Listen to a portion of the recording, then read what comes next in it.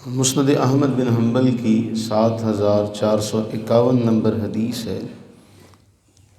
امام ترمذی رحمہ اللہ نے بھی اسے نقل کیا اور امام بخاری رحمہ اللہ نے ادب المفرد میں سے نقل کیا۔ اور حدیث کچھ اس طرح سے مسند میں تو شروع اور جگہ سے ہو رہی ہے۔ نبی سرور عالم صلی اللہ علی حبیبہ دائما ابدا وبارک وسلم ممبر پر چڑھتے ہیں، اور ممبر پر چڑھتے ہوئے حضرت ابو ہریرہ فرماتے ہیں فقال آمین آمین آمین، 3 بار نبی سرور عالم صلی اللہ علیہ وسلم نے آمین فرمایا۔ عرض کی گئی کہ اے اللہ کے رسول صلی اللہ علیہ وسلم، یہ آپ نے آمین کس بنا پر کہی، اس کا سبب کیا ہے؟ تو رسول اللہ صلی اللہ علیہ وسلم نے فرمایا جبریل نے ایک دعا کہی، میں نے اس دعا پر آمین کہا۔ اب اس روایت کے بعد جو مسند میں الفاظ ہیں وہ یہ ہیں کہ رسول اللہ صلی اللہ علیہ وآلہ وبارک وسلم نے فرمایا رغم انف رجل ذکرت عندہ فلم یصلی علی، اس شخص کی ناک مٹی میں مل جائے جس کے سامنے میرا ذکر ہوا اور اس نے مجھ پر درود نہ پڑھا۔ دوسرا فرمایا رغم انف رجل، اس شخص کی ناک مٹی میں مل جائے جسے اللہ نے رمضان جیسا مقدس محترم مہینہ عطا فرمایا اور وہ اس مہینے میں بھی اپنی بخشش نہ کروا سکا۔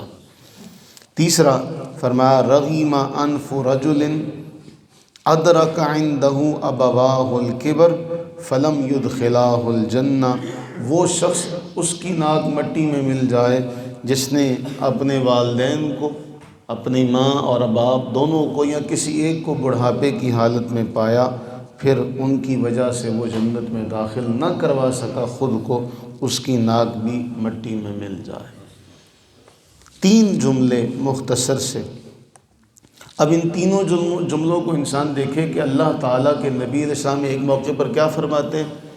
آپ بیت اللہ کو دیکھ کر یہ ارشاد فرما رہے ہیں کہ تو کس قدر شان والا ہے، کس قدر عظمتوں والا ہے، لیکن ایک مومن کا مقام تیری بارگاہ میں، اللہ کی بارگاہ میں تجھ سے کہیں زیادہ ہے۔ نبی صلی اللہ علیہ وسلم بیت اللہ کو دیکھ کر ایک مومن کا مقام بیت اللہ سے زیادہ ارشاد فرمائیں۔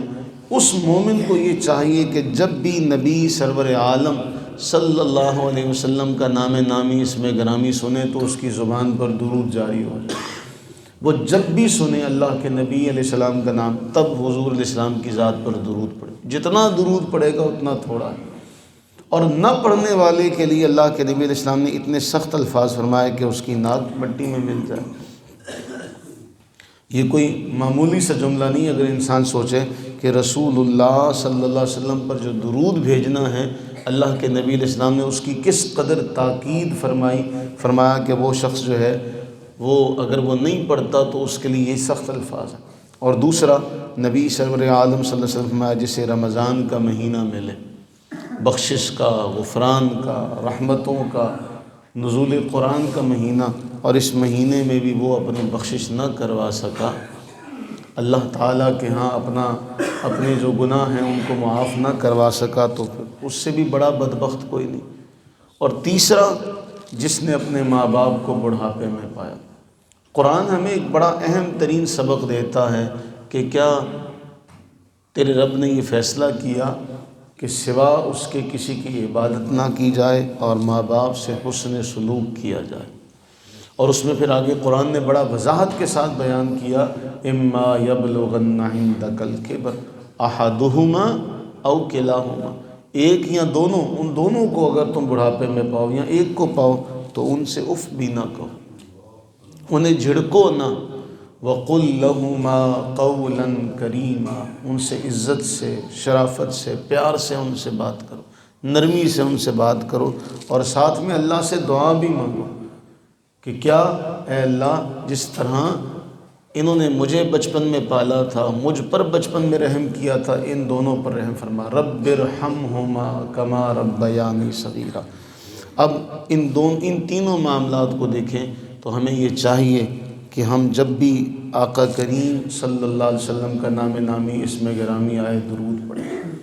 دوسرا، جب رمضان کا مہینہ ملے تو اللہ سے یہ دعا مانگیں کہ اللہ تعالیٰ اس کا اکرام کرنا نصیب فرمائے۔ تیسرا، والدین کے ساتھ زندگی میں تو یہ معاملہ ہے، اور ان کے فوت ہو جانے کے بعد پھر قرآن ہمیں سبق دیتا ہے کہ جب بھی دعا مانگو اپنے والدین کی بخشش کی دعا مانگو، اب اپنی دعاؤں میں انہیں یاد رکھو۔ اللہ تعالیٰ نے اولاد کے لیے ایک بڑا حسین معاملہ رکھا، قرآن کریم نے تو بیان کیا، اللہ کے نبی سرور عالم صلی اللہ علیہ وسلم نے فرمایا۔ اچھا، اب قرآن کا جو جملہ ہے وہ کیا کہ جو انسان محنت کرے گا اسے اسی کا پھل ملے گا۔ اب اس کے تحت بھی، اور وہ جو حدیث ہے اللہ کے نبی علیہ السلام کی، اس کے تحت بھی فرماتے ہیں اولاد کا عمل گویا انسان کا اپنا عمل ہے۔ یہ فلسفہ ہے اسلامی تعلیم کا کہ انسان جب فوت ہو جاتا ہے اس کے سارے اعمال منقطع ہو جاتے ہیں، لیکن اولاد کا عمل جو ہے اس طرح ہے جس طرح گویا اس کا خود کا عمل ہے۔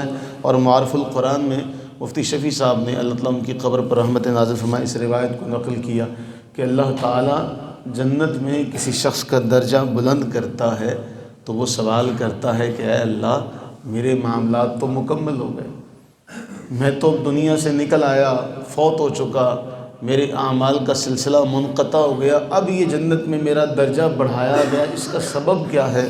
اللہ تعالیٰ فرماتے ہیں تیرے بیٹے نے تیرے لیے دعا مانگی تھی، تیرے بیٹے کے تیرے لیے دعا مانگے جانے کی وجہ سے تیرا درجہ بلند ہوا۔